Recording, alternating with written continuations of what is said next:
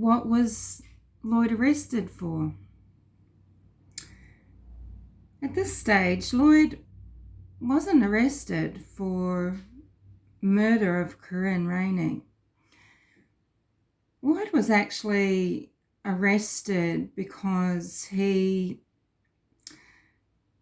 was using a surveillance device illegally. He was recording telephone calls of Corryn, and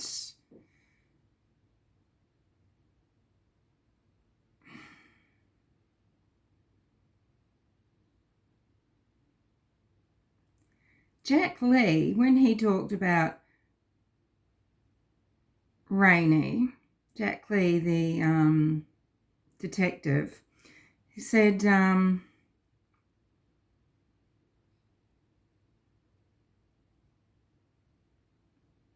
police believe, Corryn was killed at Monash Avenue. That makes Mr. Rainey a significant person of interest or suspect in the matter. He is our only suspect at this time. The prime suspect, because of evidence at this time, leads us to believe the offence occurred at that house. Rainey is the occupant of the house. And because of this announcement, everybody thought the police had found something big, that there had to be real evidence, and that an arrest of Rainey for her murder, for Corryn's murder, would be forthcoming very soon. And in fact, that wasn't the case. So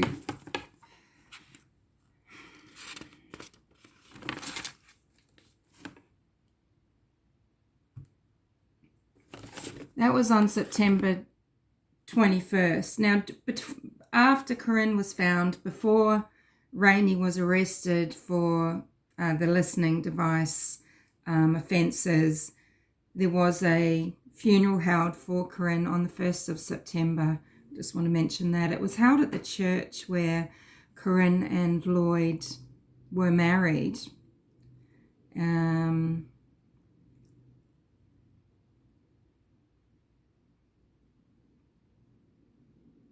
Now, on the 21st of September, Lloyd's lawyer put out a statement saying, contrary to police claims, nothing Lloyd said could lead police to think he's a suspect. It was Lloyd who gave access to all of Corryn's emails. Jack Lee had said, I'm not suggesting at all that the phone tap links Lloyd to the murder of Corryn. But of course, his statements just inflamed everybody who was taking notice of this case. And, once things like that are put out there, that they're very hard to shake. And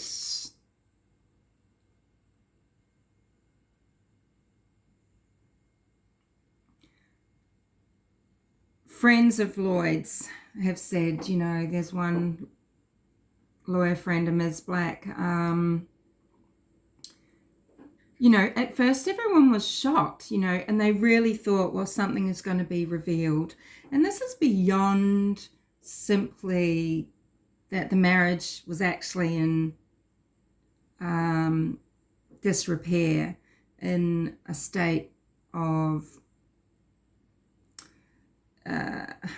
brokenness,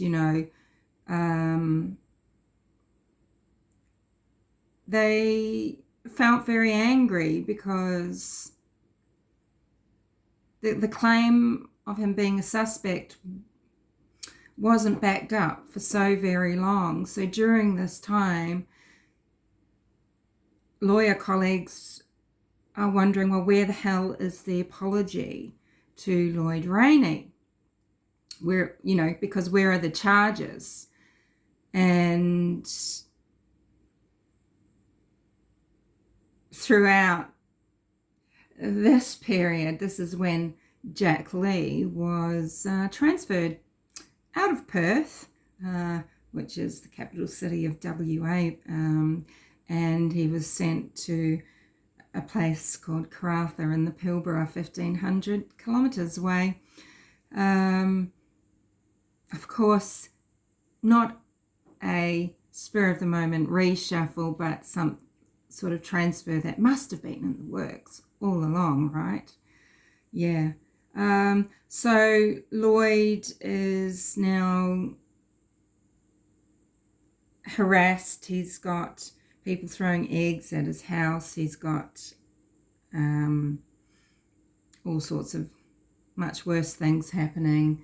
He's having people yell that he's killed his wife. He's yelled at everywhere he goes about having killed his wife. One woman dumps a bucket of sanitary waste over his head. He has to install security at his home, a security gate and cameras and that sort of thing. Now, let me just pause for a minute actually. So, in January 2008, Lloyd wanted to take his daughters overseas. It's obviously a terrible, terrible time for them. And when he does this, the police swoop on his home and they're taking all sorts of samples. So they're taking, brick dust, paint, sand, moss, plants, all sorts of forensic items. And they're always stirring the media as well. The police are really using the media in this case. There's leaks, to the media about whenever the police are going to appear at Lloyd's door, etc. And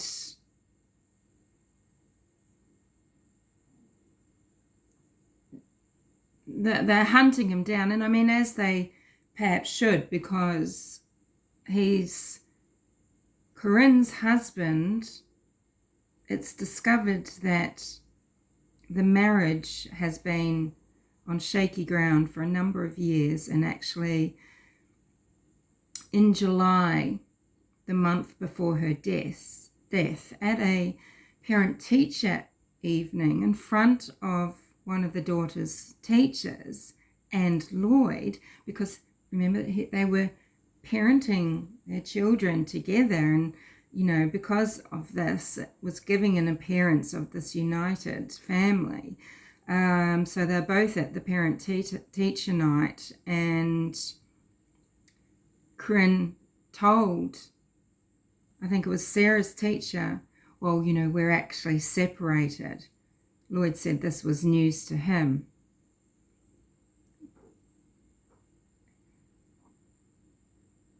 So, as Lloyd's lawyer, Richard Lawson, a friend of his, who's a lawyer who actually was giving him work, because Lloyd had been very successful, but the work dried up and his life was in ruins. 20 years of building his career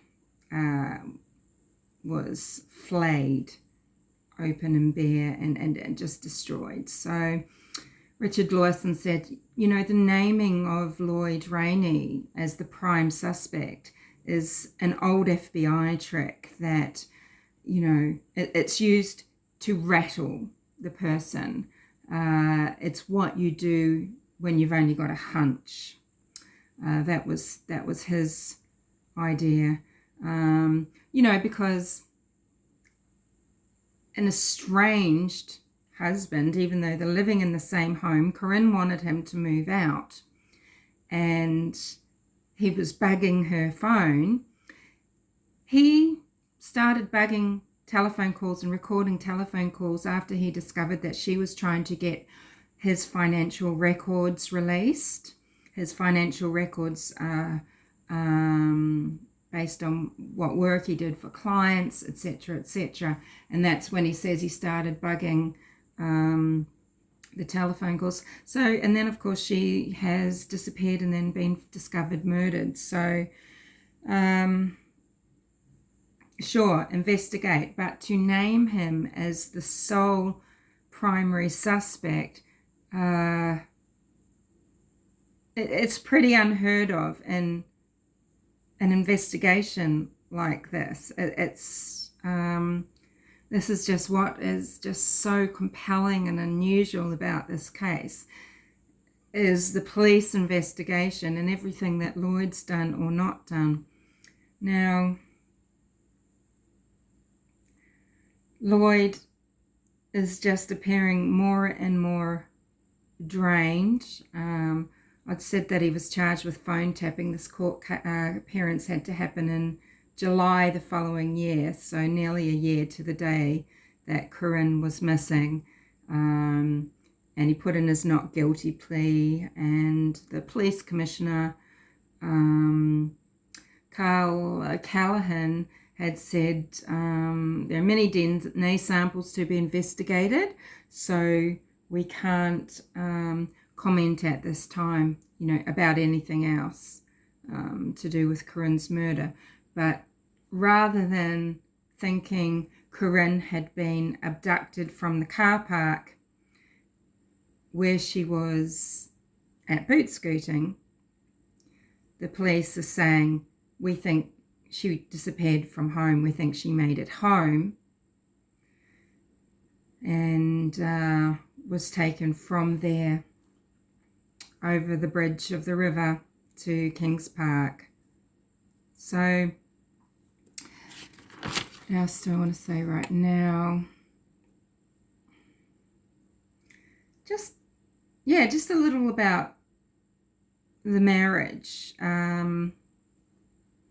Lloyd says it was love at first sight, and they met in the late 80s, started dating the year after they met, and got married in 1990. Corryn was much more likable than Lloyd. She was vivacious and outgoing, but very steely. She was very well respected at her job, was reliable, and Lloyd was known to be reserved, and not just reserved in the sense of being quiet, but a more reserved, maybe even secretive person. And Lloyd is hiding some secrets. Lloyd, it's been discovered by Corryn, has a gambling addiction. And Corryn has thought for a number of years that he's been unfaithful to her, and indeed this is the case. Someone that he met through his gambling activities was at first just kind of a gambling friend, but became his lover. And I think from 1999 to 2003, Lloyd carried on an affair with this woman. Lloyd's gambling, it's not that he was gambling irresponsibly, even necessarily beyond his means, but of course, considering what he had the capacity to make. I don't know whether with his finances he was dodgy and using money undeclared, and this was what he used it as gambling funds. But certainly, of course, this is something that is then not going towards the family's well-being and future, paying the mortgage of the big home in Como, etc. And I guess, Corryn felt that since the marriage was going to be dissolved, she needed to know exactly where everything stood financially. And he was losing perhaps $50,000 a year, so roughly $1,000 a week. Sometimes I guess this would have been more and this would have been less at times, right? But it was tens of $1,000s a year. And there comes a time when Lloyd, around this time of 2003, applies for a job, a high-level prosecution job, and he loses out to a female rival, and he leaves his family. Temporarily, he goes to Bermuda, and this is when the affair is ended. I think the family do visit him in Bermuda, but he takes a job in Bermuda. He just, it's kind of like, does he want to slink off with his tail between his legs, and just regroup? I think he's a man with a lot of pride, and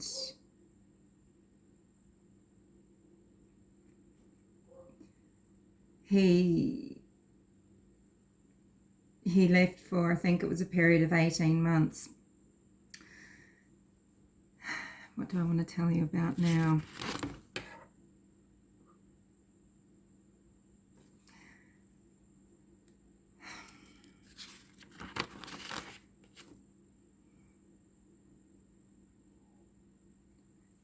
Yeah, he's a very interesting person in the sense of how he's communicated with the media himself. He's done some interviews that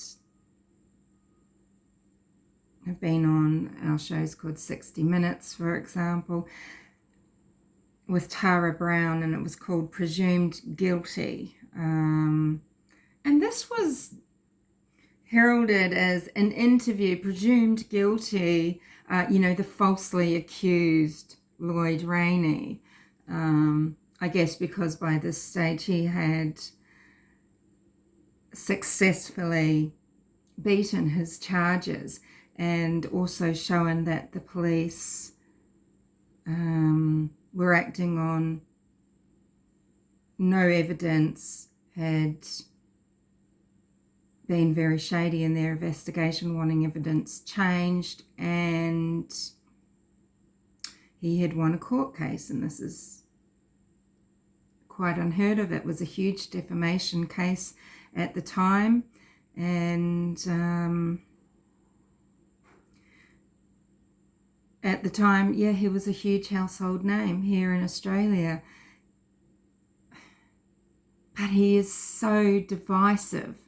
And is it simply because he's not necessarily likable? I'm not sure. Many people think that he could have simply hired someone to murder Corryn. He could have performed this act himself. There's ways of looking at the timeline where you could really make this work. But he truly was the only person investigated, even though there are two other suspects that should have been looked at. 96% of surveillance hours were on Lloyd and those close, so, his colleagues, his daughters. His daughters he allowed to be interviewed very early on, the once. They were interviewed for a long time, and then after that, that's it. He has wanted to protect his daughters. And maybe now we can start to talk about these relationships, his daughters, Lloyd, and the similarities in the case between Suzanne Morphew's disappearance, Corryn Rayney's murder, and their husbands.